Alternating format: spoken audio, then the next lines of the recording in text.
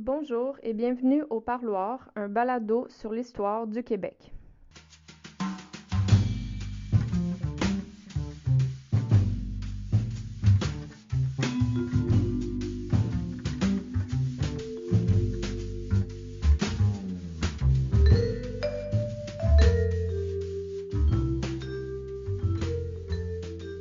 Si j'ai moi-même déjà été charmée par les yeux bleus et le sourire amical de Justin Trudeau, avec mon invité d'aujourd'hui, j'ai pas vraiment pu me laisser aller à des observations aussi superficielles. En effet, pour mon entrevue avec Frédéric Boily, j'ai dû plonger un peu plus en profondeur parce que j'allais discuter avec un spécialiste de la politique canadienne et québécoise. Frédéric Boily est un professeur en sciences politiques à l'Université de l'Alberta et a écrit une dizaine d'ouvrages portant notamment sur la droite, le conservatisme et le populisme. Pour cette entrevue, je me suis inspirée de son livre Trudeau de Pierre à Justin, publié aux presses de l'Université Laval. Bonne écoute. Bonjour, Monsieur Boily, et bienvenue au Parloir. Bonjour. Donc, aujourd'hui, on parle de la dynastie Trudeau. Est-ce qu'on peut appeler ça une dynastie ou c'est un peu exagéré comme terme? Maintenant, on peut parler de dynastie effectivement parce que avec les mandats de Pierre Elliott Trudeau au gouvernement qui ont été très importants et Justin Trudeau, malgré tout ce qu'on peut dire, va quand même avoir laissé une marque importante lui aussi sur la scène politique canadienne. Et donc oui, à la canadienne, on peut parler d'une dynastie. Très bien. Alors, dans votre livre, vous faites une belle analyse de l'idéologie libérale. Vous dites par exemple que les libéraux tiennent à préserver des espaces de liberté individuelle et à ne pas centraliser le pouvoir dans les mains du gouvernement. Quels seraient d'autres éléments qui caractérisent l'idéologie libérale selon vous? Je pense qu'il faut faire la distinction entre l'idéologie libérale sur le plan philosophique, sur le plan de la pensée politique, et là, ce à quoi vous faites référence, c'est-à-dire la préservation des libertés individuelles, le fait que pour les libéraux, sur le plan philosophique, là, de John Locke à Lord Acton et à Pierre Elliott Trudeau lui-même, il est important de freiner les appétits du pouvoir, donc de faire en sorte que les individus ne soient pas sous le joug du pouvoir politique. Donc, d'avoir une démocratie qui, en même temps, donne des garde-fous aux individus, aux groupes qui composent la société, de pouvoir freiner le pouvoir pour faire en sorte que le pouvoir ne devienne pas omnipotent. La fameuse phrase de Lord Acton, le pouvoir corrompt, le pouvoir absolu corrompt absolument. Ça fait partie de l'idéologie libérale sur le plan de la philosophie politique et c'est très présent chez Pierre Elliott Trudeau. C'est très présent lorsqu'il a mis en place la Charte des droits et libertés sous son mandat entre 1980 et 1984. Et il y a l'autre dimension du libéralisme qui est en action et donc de l'idéologie libérale du Parti libéral du Canada. Et pour résumer, on pourrait dire post-1945, lorsque l'État met en place l'État canadien met en place des politiques publiques qui vont permettre au gouvernement fédéral d'assurer une sorte d'équilibre régional, d'équilibre entre les provinces et donc de mettre aussi en place un État-providence qui va offrir des services aux citoyens, évidemment toujours dans un contexte de fédéralisme et donc d'entente avec le parti, avec les provinces, avec les gouvernements provinciaux. Donc ça, je pense que c'est l'autre dimension du libéralisme. Le libéralisme sur le plan partisan des partis politiques, où là, l'État joue un rôle un peu plus grand. Et ça, je vous dirais, ça fait partie aussi de la philosophie politique libérale. C'est-à-dire, oui, il faut freiner l'État, mais en même temps, on ne veut pas d'un État, en tout cas pour beaucoup de libéraux, on ne veut pas d'un État qui soit complètement absent dans la société. On veut quand même un État qui soit présent. Et sur ce plan-là, les libéraux, passé la Seconde Guerre mondiale, ont commencé prendre plus de place sur la scène politique fédérale en mettant en place précisément un État qui va en faire plus. Et toute la question qui se pose toujours pour les libéraux, que ce soit Pierre Elliott Trudeau, Jean Chrétien ou les autres, lorsqu'on est à la tête du Parti libéral, mais c'est de se poser cette question-là, jusqu'où l'État peut aller. Donc, la capacité du Parti libéral, d'une certaine façon, de pouvoir se déplacer vers la gauche ou vers la droite selon les moments, selon les époques, selon ce qu'on pense que l'électorat veut à certains moments.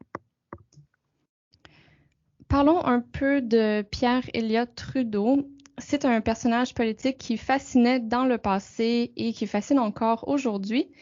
Mais vous dites que cette fascination peut parfois prendre une tournure négative. À quoi faites-vous allusion? Oui, c'est le fait que Pierre Elliott Trudeau ne laisse personne indifférent. C'est-à-dire que oui, il y a une fascination très forte. Suite à son décès en 2000, on a vu paraître plusieurs biographies et ça continue encore. Hein. Il y a presque une industrie autour de l'interprétation de Pierre Elliott Trudeau, l'interprétation de son passage en politique. Donc, il y a cette fascination-là qui est très importante. Mais en même temps, il y a aussi tout un autre courant qui, lui, voit l'action de Pierre Elliott Trudeau comme étant néfaste sur le plan des politiques publiques, notamment en matière économique. Et ça, je vous dirais, c'est la critique qu'on retrouve généralement au sein des conservateurs au pays, conservateurs qu'ils soient provinciaux ou sur la scène fédérale. On va dire que Pierre Elliott Trudeau avait peut-être de belles grandes idées libérales, mais quand il est venu le temps de mettre en pratique avec des politiques publiques pour soutenir l'économie canadienne, ils ont au contraire été trop loin. Il n'a pas été capable justement d'être un véritable libéral et de restreindre l'État. Et en plus, il a mis en place une charte des droits et libertés qui est venue restreindre les pouvoirs du Parlement et donner trop de pouvoirs aux juges. Donc, c'est dans ce contexte-là que, ou bien vous trouvez que l'œuvre de Pierre Elliott Trudeau est fondamentale et donc elle a changé de la dynamique politique, notamment avec l'ajout de la Charte des droits et libertés, le rapatriement de la Constitution. Et là, si vous voyez ça de manière positive, Trudeau est donc sur un piédestal. À l'inverse, si vous pensez que ça a changé les grands équilibres qui existaient jusqu'à maintenant entre les élus du peuple et donc le Parlement et la magistrature, eh bien là, vous allez au contraire dire que c'est très négatif.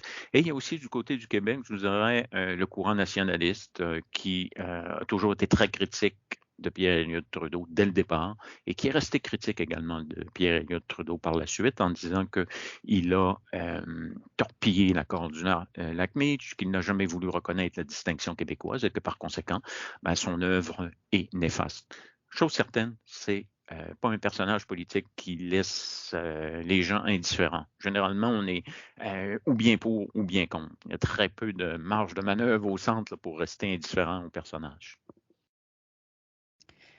Mais est-ce qu'il y a quand même des accomplissements politiques pour lesquels on peut clairement être reconnaissant? Par exemple, je crois que c'est lui qui a légalisé l'homosexualité, si je me trompe pas. Oui, non, il y a certainement le fait que, justement, comme vous me mentionnez, que l'État n'a pas de place dans la chambre à coucher, ça, c'est un élément central de sa politique. Et ça, c'est vrai que ça peut faire davantage consensus. Quoique, vous avez tout le courant conservateur, mais là, sur le plan des valeurs sociales et religieuses, qui, eux, vont dire que l'État canadien ne peut pas rester neutre par rapport à ces grandes valeurs-là. Et c'est pourquoi on les retrouve encore, même aujourd'hui, au sein du Parti conservateur et qu'ils voudraient monter une espèce de fronde contre certaines valeurs sociales qui sont maintenant plutôt largement acceptées dans la société canadienne. Ce qui est paradoxal parce que Pierre Elliott Trudeau fait partie de cette génération de politiciens où la dimension religieuse est très, très importante. Il a toujours été croyant. On peut même penser que même si ce n'était pas explicitement affirmé, que ses valeurs religieuses, son catholicisme, étaient présents quand même à son esprit lorsque venait le temps de parler de la dignité de la personne, de l'égalité des chances, et donc même dans la mise en place de politiques publiques. On l'oublie, mais tout le courant libéral, les dirigeants libéraux en général, étaient des personnages croyants et qui ne mettaient pas cette croyance-là nécessairement toujours au vestiaire. Dans votre livre, vous semblez dépeindre Trudeau père un peu comme un intellectuel. Pour vous citer, vous dites qu'il a déployé une importante activité intellectuelle et politique. Est-ce que vous en diriez autant du fils? Non, on ne peut pas en dire autant du fils. Il y a très peu d'écrits. Ce n'est pas le style de Justin Trudeau. Justin Trudeau n'est pas un intellectuel en politique comme l'a été Pierre Elliott Trudeau ou comme l'ont été d'autres premiers ministres. On pourrait même mettre l'ex-premier ministre Stephen Harper dans cette même catégorie, quoi qu'on pense du personnage. Donc, vous avez des premiers ministres ou des dirigeants politiques qui ont une fibre intellectuelle plus développée. Dans le cas de Justin Trudeau, et c'est pas nécessairement négatif ou péjoratif de dire ça, ce n'est pas un intellectuel en politique, mais c'est tout de même quelqu'un qui a une vision du fédéralisme, une vision du Canada. On lui a beaucoup reproché après sa victoire en 2015, une déclaration qu'il avait faite aux médias américains comme quoi le Canada était un État post-national, donc il avait dépassé, disons, les nationalismes tels qu'on les connaît habituellement.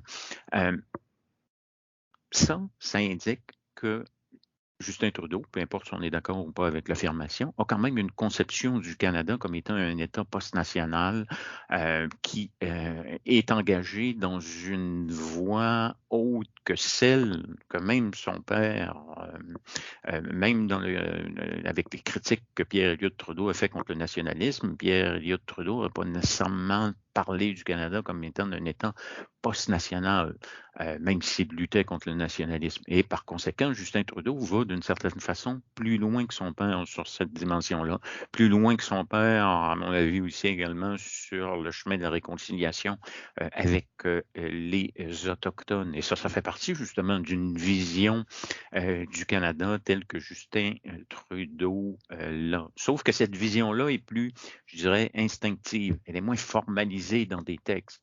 Mais si on décode ce qu'il fait, si on décode ses programmes, ses orientations politiques, on s'aperçoit qu'il y a effectivement ça. Dépasser l'idée des deux peuples fondateurs d'une certaine façon. Oui, le bilinguisme est important, mais en même temps, il faut poursuivre la réconciliation avec les Autochtones et par conséquent, s'il faut dépasser, c'est-à-dire garder le bilinguisme institutionnel, mais dépasser le bilinguisme d'une certaine façon en donnant une place aux autres langues, eh bien, on peut aller dans cette direction-là. Je pense qu'avec le gouvernement de Justin Trudeau, on est un peu dans cet univers qui, comme je l'ai dit, est post-national, c'est-à-dire que lui-même le décrit comme ça. Vous dites que pour Justin Trudeau, le fait d'être comparé à son père, c'est un atout et un fardeau. Quel est l'atout et quel est le fardeau? L'atout, c'est que même avant qu'il ne devienne dirigeant du Parti libéral, le chef du Parti libéral, même avant son élection, il était déjà d'une certaine façon attendu. Dès qu'il a fait son entrée en politique, il était attendu en raison du nom du père qui le mettait tout de suite sur la carte. C'est-à-dire que dès le moment où Justin Trudeau veut se lancer en politique, ben, évidemment, la question qui se pose, c'est est-ce qu'il va marcher dans les traces de son père? Est-ce qu'il veut poursuivre l'œuvre de son père, la corriger? Si Justin Trudeau s'était appelé Justin Boilly ou Justin Dufour, s'il avait été dans une autre circonscription, on en aurait probablement très peu entendu parler. Donc ça, c'était un atout. Fardeau, parce que justement d'être toujours comparé au père, Pierre Elliott Trudeau, qui a quand même laissé une marque importante et qui, comme je l'ai mentionné aussi, peut susciter des réactions négatives, eh bien, ça pouvait devenir aussi un fardeau pour Justin Trudeau de créer sa propre personnalité politique, son propre style de gouvernance, ses propres orientations politiques, parce que toujours comparé au père. Et je vous dirais qu'il est parvenu à se débarrasser de cette image-là. C'est-à-dire que oui, en 2015 et même un peu par la suite, on a continué à faire les comparaisons entre lui et son père, mais je pense que maintenant, il a gagné son autonomie politique par rapport à l'œuvre de son père. Oui, les historiens vont peut-être faire le parallèle, on va trouver des ressemblances et des différences, mais en même temps, je pense que, comme je l'ai mentionné, il a maintenant sa propre personnalité politique, son propre style de gouverner. Il pourra juger d'une certaine façon, être jugé en lui-même avec les autres premiers ministres, y compris Pierre Elliott Trudeau. J'aimerais qu'on parle de la relation de Justin Trudeau avec deux provinces, avec le Québec et avec l'Alberta, province des combustibles fossiles. Commençons par le Québec. Quelle est sa relation avec le Québec à Justin Trudeau? On aurait pu anticiper, considérant les relations qui ont été parfois difficiles entre le courant nationaliste souverainiste et Pierre Elliott Trudeau, que Justin Trudeau aurait plus de difficultés, en tout cas de mon point de vue, avec l'électorat québécois. Mais en même temps, d'une certaine manière, Justin Trudeau est parvenu avec son parti à faire du Québec, je dirais pas un château fort électoral, mais certainement une base électorale importante, comme l'a montré la dernière élection de septembre 2021, où le Parti libéral a eu de très bons résultats électoraux au Québec, où les relations avec le premier ministre François Legault sont plutôt bonnes. Oui, il y a des tensions. Oui, lors de la campagne électorale, précisément, François Legault a critiqué Justin Trudeau pour être trop centralisateur.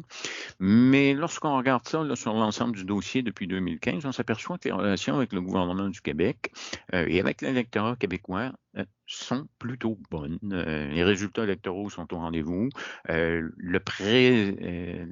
cabinet présentement est doté de personnalités fortes provenant du Québec et qui occupent des postes importants, que ce soit Mélanie Joly aux Affaires extérieures ou le ministre Jean-Yves Duclos maintenant à la Santé. Donc, le Québec est loin d'être négligé. De ce point de vue-là, le Québec constitue, je pense, une réussite pour Justin Trudeau. On est parvenu à avoir de bonnes relations et ça se traduit électoralement.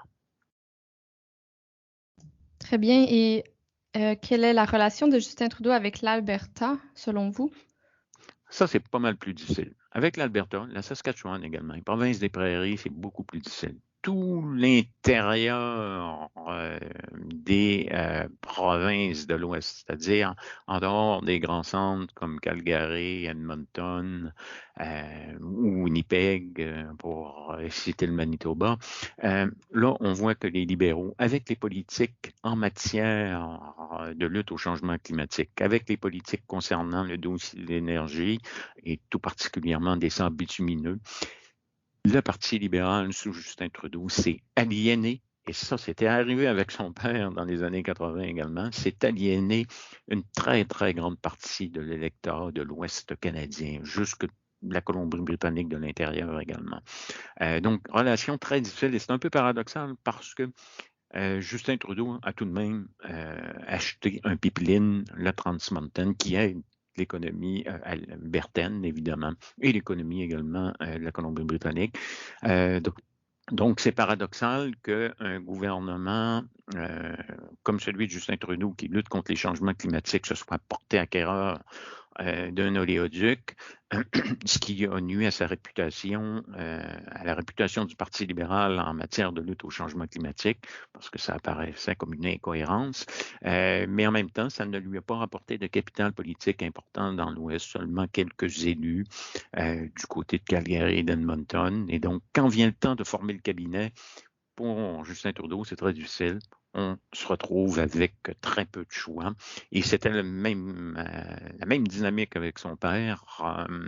Mais comme le Québec et l'Ontario constituent les bases électorales du Parti libéral, ben, ça fait en sorte qu'on peut se permettre du côté des libéraux de Justin Trudeau, même si les relations sont difficiles avec l'Ouest, avec l'Alberta en particulier, de pouvoir gouverner, même si c'est minoritaire. Donc, selon vous, l'achat de cet oléoduc, c'était surtout pour remporter des votes plus que pour créer de l'emploi ou quelque autre raison qu'il aurait pu donner?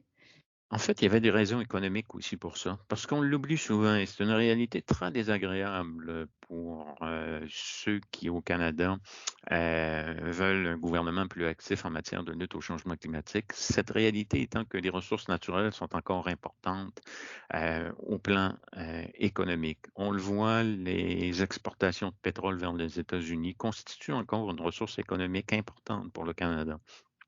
Parfois exagérée par les conservateurs, mais il en demeure pas moins qu'elle est encore là. Et donc, le passage vers une économie décarbonée est plus difficile qu'on pourrait l'anticiper. C'est-à-dire que oui, il faut maîtriser les augmentations de gaz à effet de serre qui sont très fortes du côté de l'Alberta avec l'exploitation des sables bitumineux. Mais en même temps, ben, on peut pas le faire trop rapidement non plus, ce qui fait que l'achat du Trans Mountain, oui, pour se gagner des appuis dans l'ouest du pays, oui, pour assurer une certaine vitalité en matière d'emploi, mais aussi une vitalité en matière économique dont le Canada a besoin, c'est-à-dire d'avoir des ressources fiscales pour être capable aussi de faire ou d'entreprendre et d'accélérer la transition énergétique. C'est un peu le dilemme du gouvernement libéral présentement, d'avoir des ambitions très élevées en matière de lutte au changement climatique, mais d'être dépendant en même temps d'une certaine structure économique où les ressources naturelles, le gaz et le pétrole, sont encore importants pour l'ensemble de l'économie canadienne. En effet, c'est une position un peu, compliquée, j'imagine, et avec la pandémie, on peut comprendre pourquoi sa barbe, pousse, parfois. Oui, Pourquoi il se laisse pousser la barbe. effectivement. Hem, En 2014, vous écriviez que Justin Trudeau, quand il a pris les rênes du Parti libéral, il a exclu les sénateurs libéraux du caucus et, ce faisant, il poursuit l'œuvre du père visant à faire du Sénat un espace non partisan dévoué à la réflexion sur les lois.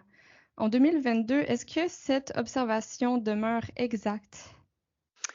Non, d'une certaine façon, ce qui est arrivé avec le Sénat, c'est que le Sénat maintenant est un peu plus imprévisible. Il se forme des espèces de coalitions, disons ad hoc, au moment où arrivent certains projets de loi un peu plus controversés au Sénat. Mais d'un autre côté, le Sénat continue généralement d'appuyer les projets de loi qui sont proposés par le gouvernement.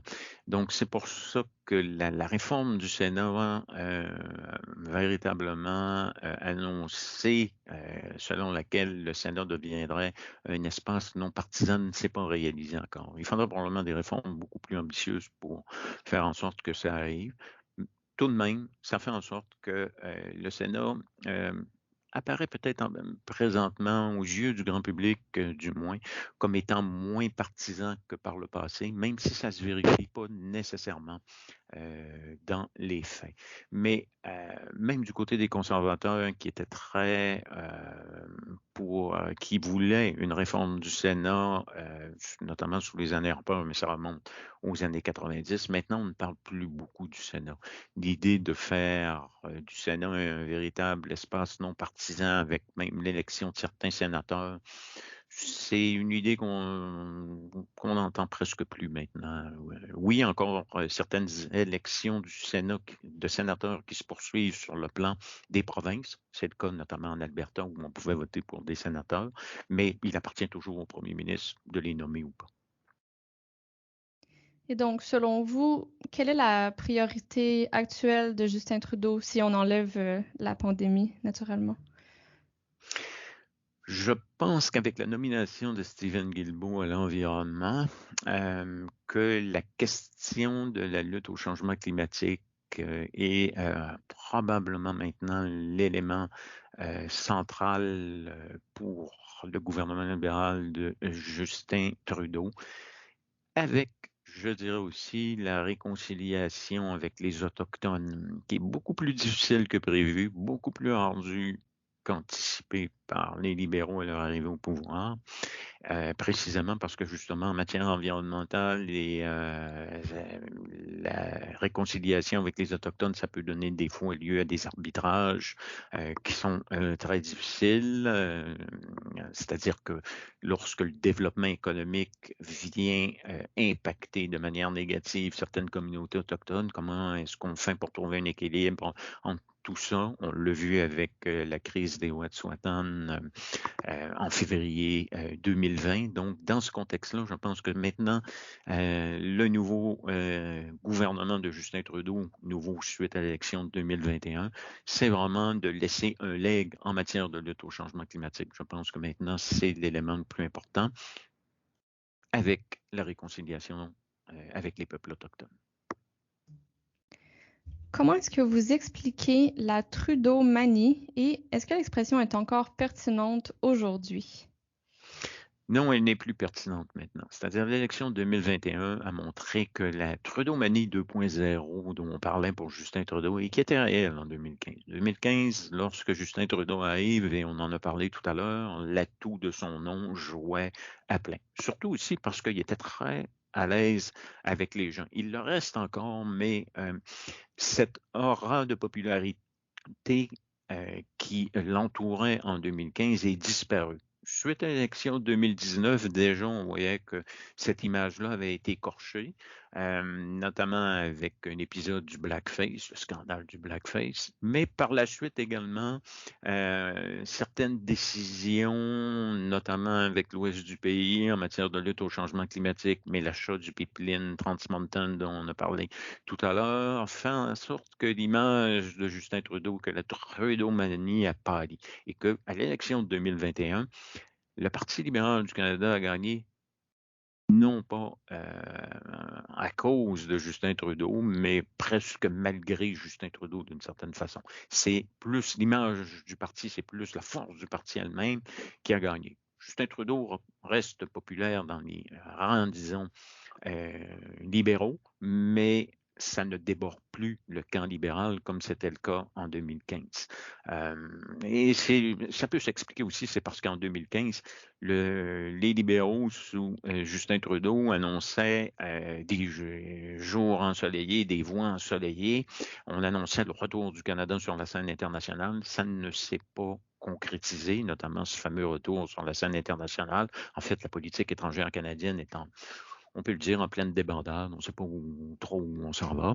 Et par conséquent, ça a fait en sorte, et la réforme du mode de scrutin qui a été mise de côté, ça fait en sorte que l'image de la Trudeau-manie a pallié, qu'il faut parler de la Trudeau-manie au passé pour Pierre-Éliott Trudeau et en 2015, si on veut, pour Justin Trudeau.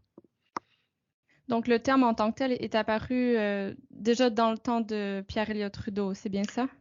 Oui, oui, absolument. Le terme Trudeau-manie était un terme qui était accolé à Pierre-Éliott Trudeau au tournant des années 70, où là, vraiment, on voyait les campagnes électorales, on voyait que c'était la figure de Pierre-Éliott Trudeau qui attirait à lui, au Parti libéral les votes. Mais ça s'était estompé aussi assez rapidement, parce que par la suite, le gouvernement libéral était devenu minoritaire. Très rapidement, cette Trudeau-manie avait frappé le mur de la réalité. Le mur de la réalité, tous les premiers ministres le frappent plus ou moins après leur réélection, c'est qu'il faut gérer au quotidien, il faut gérer aussi les imprévus, et que dans les années 70, il y a eu un tournant sur le plan de l'économie mondiale, et là, on revient encore au pétrole, la crise pétrolière qui fait en sorte qu'il y avait eu une inflation aussi qui s'était développée, les prix du pétrole qui étaient élevés, et par conséquent, la prise de décision sur le plan économique qui était difficile. Donc, la Trudeau-manie, ça caractérisait Pierre-Éliott Trudeau au début des années en 70, donc si on veut. Et par la suite, on avait réutilisé un peu le terme pour une Trudeau-manie 2.0 pour caractériser Justin Trudeau. Donc, Monsieur Boily, je vous remercie énormément pour votre temps et vos connaissances. Ça a été très intéressant. Merci beaucoup. C'est moi qui vous remercie pour l'invitation.